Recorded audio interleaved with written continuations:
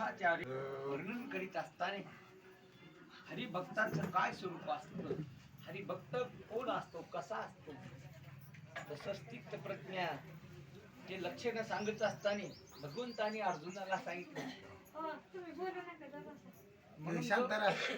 स्थित प्रज्ञा असतो. बोलूच नका कोणी आता. ज्याची बुद्धी आत्मस्वरूपाच्या ठिकाणी स्थित झाली, तो कसा चालतो, काय खातो, कुठं बसतो, काय देणं घेणं करतो, असे लक्षण भगवंताने अर्जुनाला दुसऱ्याच अध्याय सांगितले.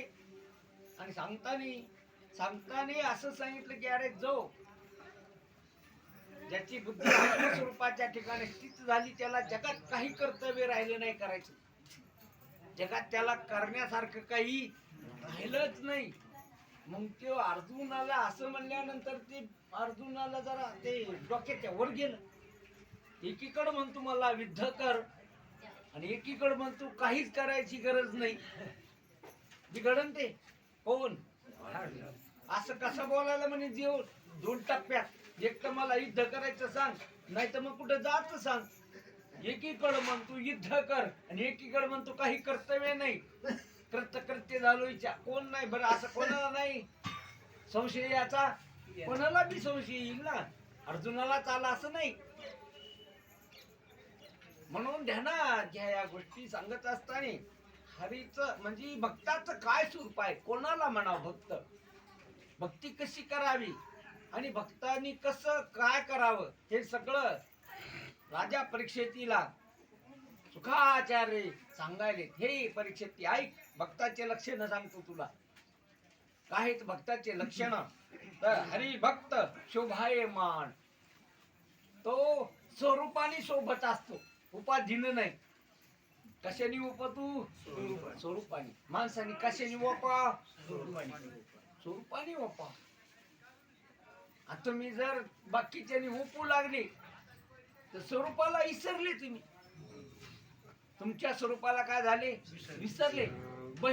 बाहेरून जर तुम्ही नटू लागले, बाहेरून तुम्ही जर समजू लागले मी मस्त दिसतो उपाधी धरून, म्हणून ते बाहेरच खोट आहे, ते मिथ्ये बदलणार आहे. अरे तुझं स्वरूप चांगलं आहे, स्वरूपाने चांगला आहेस तू, शरीराने चांगला नाही, इंद्रियानी चांगला नाही, प्राणानी मनानी बुद्धीनं चांगला नाही, पण चांगला कशाने स्वरूपाने. म्हणून कशाने नटाव माणसाने स्वरूपाने. आनंदित राहा, प्रसन्न राहा. म्हणून तो भक्त ऐशे जाना जे देई उदास. देहाकडे पाहत नाही, ते कल्पित आहे, खोट आहे, मिथ्य आहे, उदास असतात देहावर. अरे देहावर उदास म्हणजे नावावर, गावावर, जातीवर, वर्णावर, सगळ्यावरच कसा झाला विचाराने उदास. अशी बळजबरीनं नाही, विचाराने उदास झाला, देहावर बाजूला सरकाला. गेले आशा पास निवारून, कोणती आशा नाही, आशाने गुंतला नाही तो. म्हणून इथं हरिभक्त शोभायमान, हरी चरणी आवडी गहन. देव इतका आवडतो, गहन इतका आवडतो की देवा इतकं काहीच आवडत नाही. विषय तो त्यांचा याचा विषयच परमात्मा आहे. कुठं बसले तरी देवाबद्दल बोलणार, करायला तर देवाबद्दल करणार, विचार करायला तर देवाबद्दल, आणि नृत्य करायला तर देवच. म्हणजे त्याचे सगळं करणं जे आहे विषयच काय झाला परमात्मा झाला. पाहिले तरी देवाला, ऐकायले तरी देवाचं, बोलायला तरी देवाचं, चालायले तरी देवासाठी, करायले तरी देवासाठी. म्हणजे कर्म इंद्रिय ज्ञानेंद्रिय कशात घालून दिले देवात. देवातच झुपले सगळे. सगळे कर्म इंद्रिय असो की ज्ञान इंद्रिय असो, कुठे नेऊन घातलं त्याला देवाकड. मन देवाकड. म्हणून मना आता हेच करी म्हणे जाईन पंढरी. तुका म्हणे जीवा नको विसरू केशवा. म्हणजे सगळेच असणारे जीव, मन, इंद्रिय, स्थूल देह, सूक्ष्म देह, कारण देह, महाकारण देह, सगळं देवासाठी वापरलं. कशासाठी वापरलं? केवळ देव. आणि हे सगळं देवाकडे गेल्यानंतर हे पुन्हा वापस येत नसतं. देवरूप झालंय सगळे. अरे त्याचं शरीर राहिले नाही, त्याची इंद्रिय राहिले नाही, त्याचे प्राण राहिले नाही, त्याचे मन बुद्धी राहिली नाही. सगळं कृष्णमय झालं, परमात्मामय झालं. म्हणून असा तो हरिचरणी आवडी गहन, नित्य नवीन प्रेम हरिदर्शन. तेने हरी समान सोयी झाले, नित्य हरीचं दर्शन. आणि मग तो हरिरूप झाला. हरिरूप झाले जाणणे हरपले, नेने ते गेले हरीचे ठाई. हरीला पाहता पाहताच तो हरिरूप झाला. काय पाहता पाहता? बघा, पाहण्यात कसं असतं. संसार पाहता पाहताच पागलपण येत असतो. काय येत असत? काऊन की संसारातलं जे पाहणं आहे, तुम्हाला पाहायचं एक आणि तुमच्या पदरात पडत एक. बदल ते तुम्हाला पाहायचं वेगळं आणि पदरात पडत. म्हणून तर पागल होतीत लोक. कशात? तुमच्या मनासारखं मिळत का संसारातून? कोणाला मिळालं बरं? संसारातून कोणाला त्याच्या मनासारखं मिळालं? मिळणं शक्यच नाही. तुम्ही धरलेलं एक असत आणि होत असत एक. ही संसाराची कथा आहे.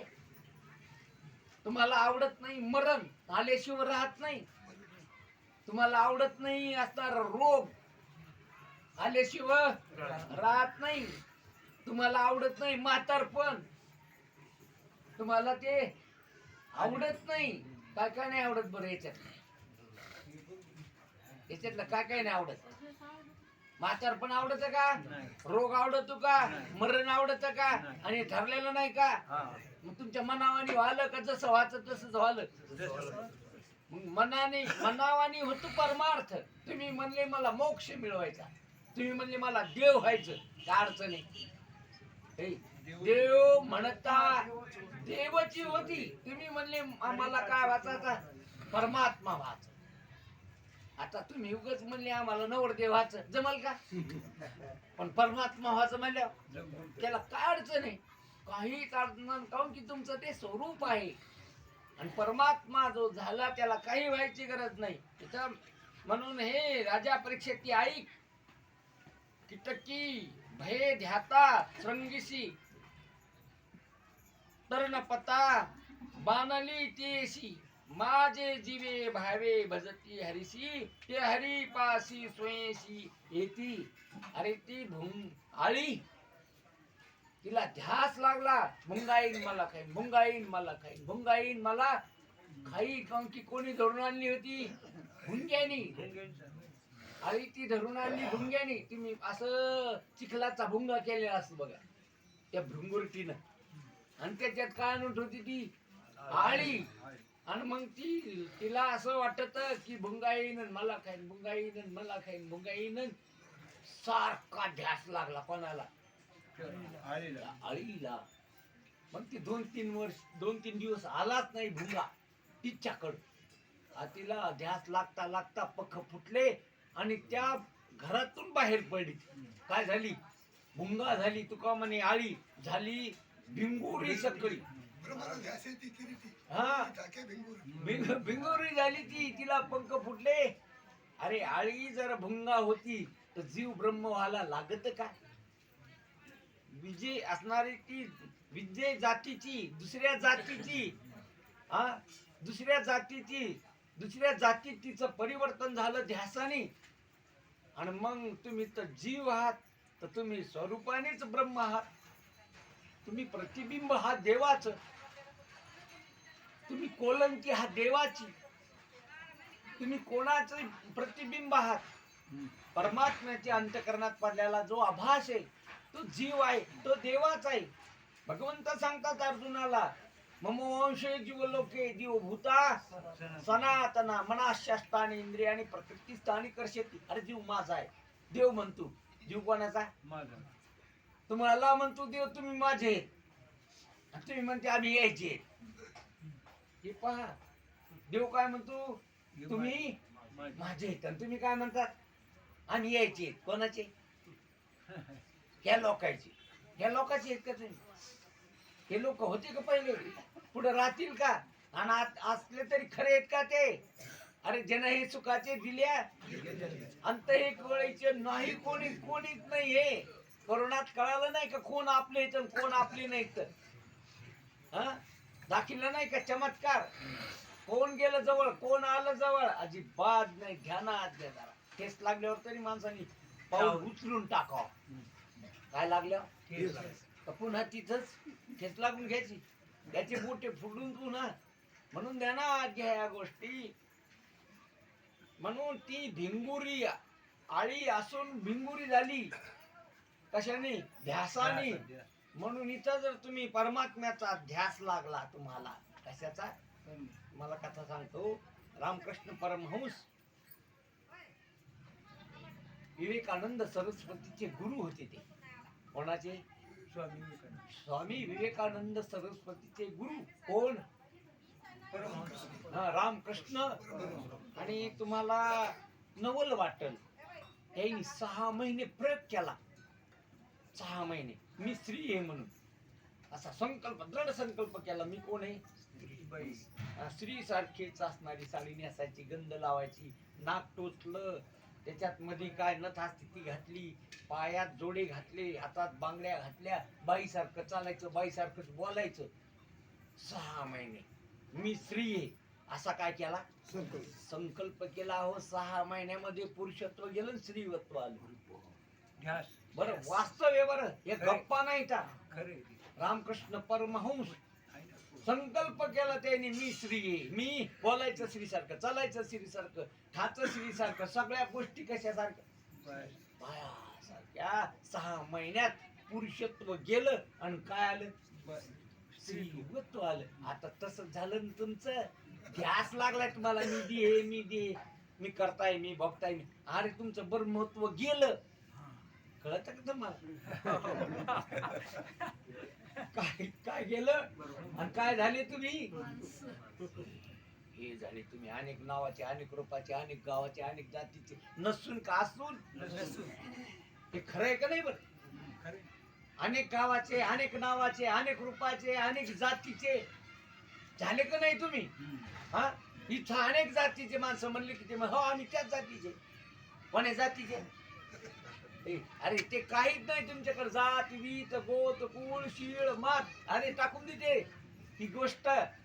भजे का त्वरित भावना, एक तर भावनेनं भगवंताचं भजन कर. तू भगवंत आहेस, लावी मना पिशे गोविंदाचार्य मी सचितानंद ब्रह्म, याचं पिस लागावं माणसाला. तसं आणि ज्याला ज्याचं पिस लागलं ते तसं होत असतं. भूताचं पिस लागलं तर भूत होतं माणूस. म्हणून ध्यानात घ्या. त्या जसं त्या असणारा आळीला ध्यास लागला तर ती पूर्ण असणारी भुंगा झाली उडवून गेली. तसं तुम्हाला परमात्म्याचा जर ध्यास लागला तर तुम्ही परमात्मा व्हायला काय उशीर लागणार आहे? कारण की मुळातच तुम्ही परमात्मा आहेस. म्हणून अंगी डोळे उघडी महाराज म्हणतात तिथं. म्हणून भजने पावले हरी पासी, म्हणून झाले वैकुंठवासी, या लागी त्यांच्या स्वरूपाशी परीक्षिती पासी शुक्र बोले. म्हणून अशा प्रकारे भजने पावले हरी रूपासी, भजन करता करता हरिरूप झाले. ते काय करता करता? तसं भोजन करता करता तृप्त होत असतो माणूस. काय करता करता? भोजन करता करता ढेकर येत असतो तृप्तीचा. असं भजन करता करता आत्मतृप्ती होत असते. भजन करता करता काय होते असती? म्हणून तृप्ती झाली या वर्षी. साधने सरती आत्मतुष्टी तैशी. कर्मी नाही, काही करायचं उरलं नाही जगात. त्याला आत्मतुष्ट झाला तो. ब्रह्म कळालं, आत्मा कळाला, सच्चिदानंद ब्रह्म असं अनुभूती आली. अरे करणं संपलं सगळं, काहीच करायचं उरलं नाही. आणि बघा संसारात करायचं उरलं नाही, परमार्थ करायचं उरलं नाही. दोन्हीकडे बी संपलं त्याचं. संसार खोटा आहे म्हणून करायचं उरलं नाही, आणि परमार्थात त्याचं स्वरूपच आहे म्हणून करायचं उरलं. कळायलं का? आता काय काय उरलं नाही? संसारात बी काही उरलं नाही, काहीच करायचं उरलं नाही. कशात? काऊन? ते खोट आहे. खोट्यात काय करायचं? आणि जे करायचं ते त्याच स्वरूप आहे. म्हणून महाराज म्हणतात, तुका म्हणे मुक्ती परनिली नवरी, आता दिवस आता मुक्ती परनिली. आता काहीच करायचं उरलं नाही. आता उरलेलं जे आयुष्य खेळी मिळी सहज सहज. कोणचं आयुष्य? उरल्याला जे प्रारब्ध अंशात काय करेल मग तेच करेल जगाच्या कल्याणासाठी. काय करीत तो भगवंताचं चिंतन सांगत जे येईल त्याला मुक्त करण्याचा त्यांनी एक विडा उचलला.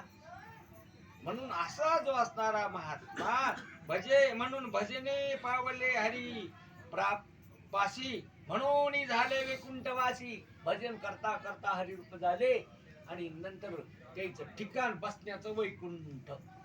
कुठं बसले जाऊन स्वरूप स्थितीवर, कुठं बसले जाऊन ब्रह्मस्वरूपावर, जिथं द्वैत नाही, जिथं दुःख नाही, जिथं येणं नाही जाणं नाही, पाप नाही पुण्य नाही, सुख नाही दुःख नाही, अशा स्वरूप स्थितीवर जाऊन बसले की जिथं काहीच नाही, केवळ ब्रह्म आहे, केवळ अद्वय आहे. अशा स्वरूप स्थितीवर ते जाऊन बसले म्हणजे वैकुंठाला. या लागी त्याच्या स्वरूपाशी परीक्षिती पाशी सुख सांगे.